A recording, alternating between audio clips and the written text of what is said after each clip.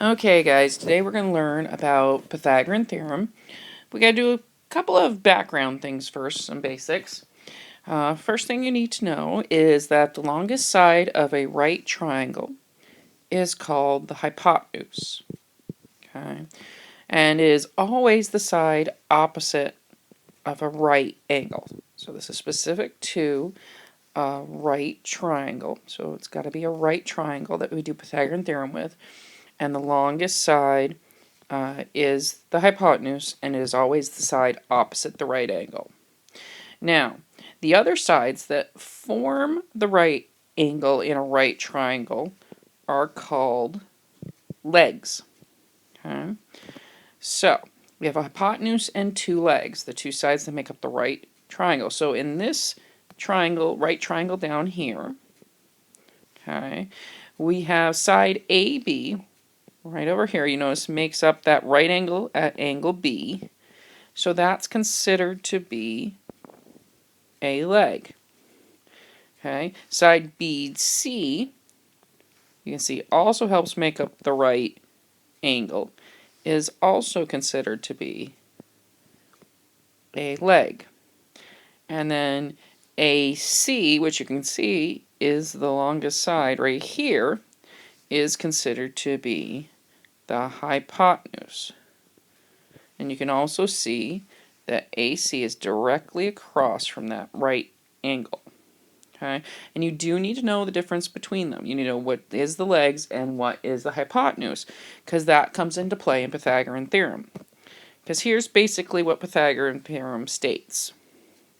Pythagorean Theorem says that in any right triangle, the square of the hypotenuse, in other words, if you square the hypotenuse, it is equal to the sum of the squares of the lengths of the legs. Alright, so you square the hypotenuse, and that's equal to adding together the lengths of the legs. Okay, so let's look at that. What that means, saying that the Pythagorean theorem, if you square the hypotenuse, it equals the sum of the squares of the legs. You guys are probably used to hearing it as a squared plus b squared equals c squared. What you have to remember is that a and b have to be legs. Okay, the sides that are legs have to go in that A and B position. And then the C right here has to be in the hypotenuse position. Okay. Now, what's nice about Pythagorean theorem is that if you know any one side, you can find any one side of a right triangle if you know any of the other two. Okay, so therefore, if you know any two sides of a right triangle, you can find the third side. Okay, so for example, number one here, you notice we have two sides of the triangle. One's 15, one's 20, and you notice I said one is C. Or I've got C. I think I changed you guys to X. This should be X. Okay, now what you're going to do is you're going to use Pythagorean theorem. Now, I'm going to be very specific about how I want you guys to show work. No, I don't think there's any surprise there. Okay, so first thing I want you to do is write down the Pythagorean theorem. Okay, a squared plus b squared equals c squared. Now, the first thing you have to figure out is, am I finding a leg or am I finding a hypotenuse? In this case, because we're opposite the right angle, we're trying to find a hypotenuse. So the hypotenuse will be x squared if we square it. Okay, and then 15 and 20 are legs because you can see they form the right angle. So it doesn't matter which one is A and which one is B as long as they're both legs. So I could do 15 squared plus 20 squared, and that should equal x squared. And this is part of the reason why I had you guys learning those perfect squares, right? 15 squared is 225. All right. 20 squared is 400. And that will equal x squared. And then 225 plus 400 is 625. okay, equals x squared. And you know when we've been solving equations, right? With quadratic equations, when you get the x squared isolated, your next step to find x would be to take the square root. So you can take the square root of 625 and take the square root of x squared, and you get x equal to 25. And you found the missing side. Alright guys, let's look at another example here. An example number 2. We have one side of the right triangle is 12, one is 13, but we're missing that third side. So we are going to use our Pythagorean theorem. A squared plus b squared equals c squared. Now here, though, we got to make sure we put the legs and the hypotenuse in the right position.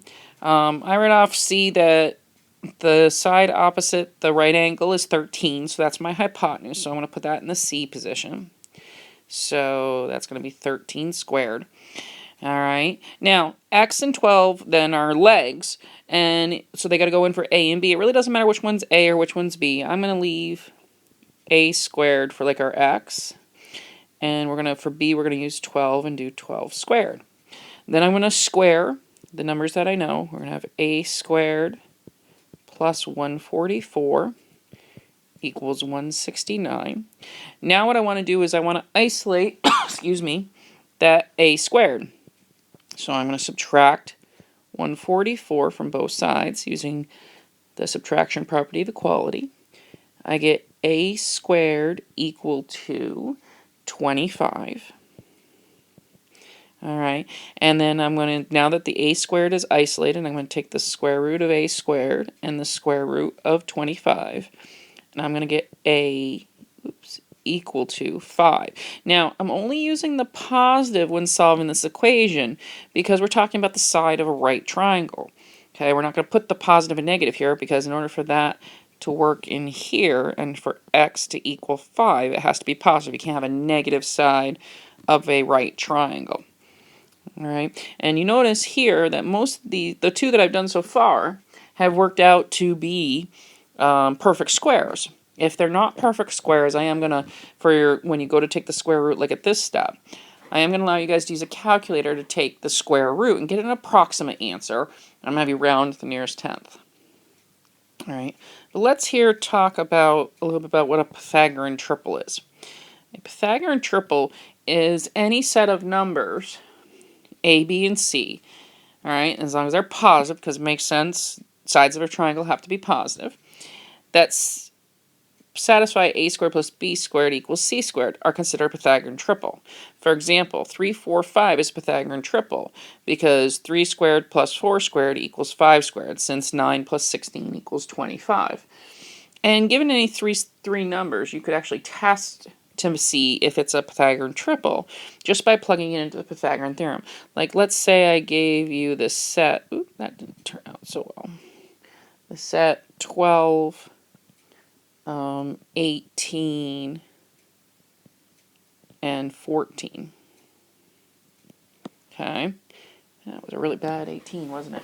Alright, so let's say we wanted to figure out if that was a Pythagorean triple. Alright, a squared plus b squared equals c squared. And you got to make sure that you plug the longest side in for c, so that's going to be that 18. If you look, 18 squared. And then a and b would be 12 and 14.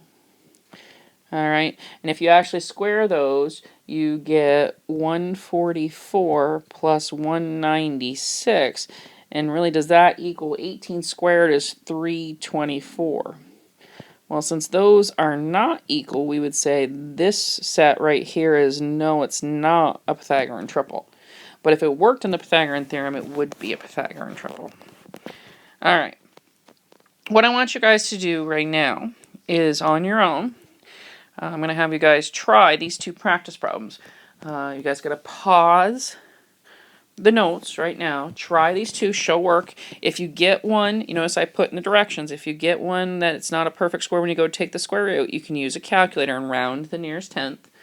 Alright, and try these two practice problems, then you can start the notes back up, and you can check your answers. Okay, so pause the notes in 3, 2, 1. All right, guys, let's go over these practice problems. All right, this was X, I think, on yours, and this was X on yours. All right, so here we need to find that missing side, so we're going to write our Pythagorean theorem. A squared plus B squared equals C squared, and I am going to require you guys to write the theorem, formula every single time. All right. Now I notice here that what's missing is the hypotenuse. So 9 and 16 are the legs, so I can plug that in for A and B. So I could do like, 9 squared plus 16 squared equals C squared. I could put X squared or C squared, same thing. 9 squared is 81. 16 squared is 256. That equals C squared.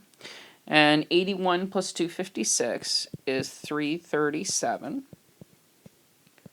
Now, the C squared is isolated, so we can take the square root of 337. We can take the square root of C squared. And 337 is not a perfect square, so hopefully use your calculator. Now, once we round it, we're really finding an approximate. Rounding it to the nearest tenth, you get 18.4. All right. Now, let's look at number 2. In number 2, we're going to write our Pythagorean theorem first. A squared plus B squared equals C squared. And again, you should always write that first.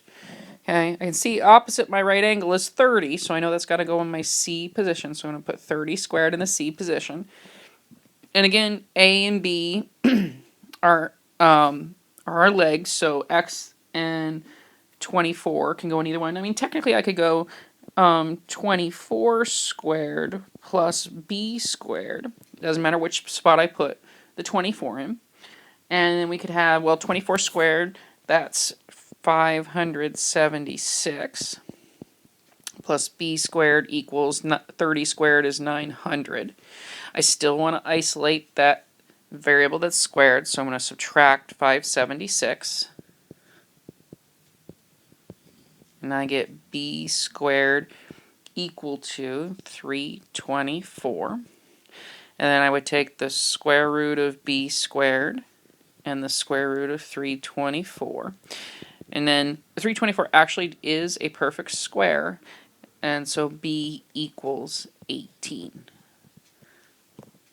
All right. Let's turn to the next page and finish that off.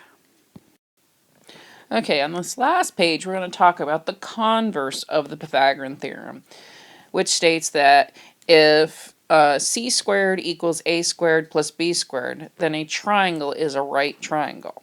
Okay. Okay. Basically saying if I'm telling you I've got the sides of a triangle, if you want to know if it's a right triangle or not, if it works in that Pythagorean theorem, then you know it's a right triangle. If it doesn't work in the Pythagorean theorem, then it's not a right triangle. So you notice here I say the measures of 3 sides of a triangle are given. I didn't say it was right or not. I just said it's a triangle. You want to determine whether each triangle is a right triangle. So like, for example, 6 centimeters, 8 centimeters, and 10 centimeters. Is that a right triangle? Well, to figure that out, take your Pythagorean theorem and plug in the numbers to test it. Now, remember, your C is always the hypotenuse, so your longest side has to go in that C position. So in this case, that's 10. So we're going to have 10 squared for C. And then it doesn't matter which position you put the 6 and the 8. Those are both legs, so we can do 6 squared plus 8 squared. Well, 6 squared is 36. 8 squared is 64. 10 squared is 100. Now, 36 plus 64 is 100, so since those two sides match and are the same, we could say, yes, this is a right triangle. Okay, so we know it's a right triangle. All right, and actually I looked at this one and I knew even before I started, because 6, 8, and 10 is a multiple of that Pythagorean triple we talked about, that 3, 4, 5. Okay, any multiple of a Pythagorean triple will also be a Pythagorean triple. Okay, so let's look at this. We have 6 inches, 4 inches, and 5 inches. So we want to know, is that a right triangle? So we're going to test it in our Pythagorean theorem. A squared plus b squared equals c squared. Now again, you got to be careful. Your c is your hypotenuse, which is the longest side. So we got to put that 6 in that c position. It's going to be 6 squared. Okay, equal to, and again we could do either position for 4 and 5 for the legs, but we'll do 4 squared plus 5 squared. So that'd be 16 plus 25. Does that equal 36? Well, 16 plus 25 is 41. That does not equal 36. So we'd say, no, this is not a right triangle. Because if something's truly going to be a right triangle, it's going to work on that Pythagorean theorem. Okay, guys, you can use the rest of the period to get started on your homework.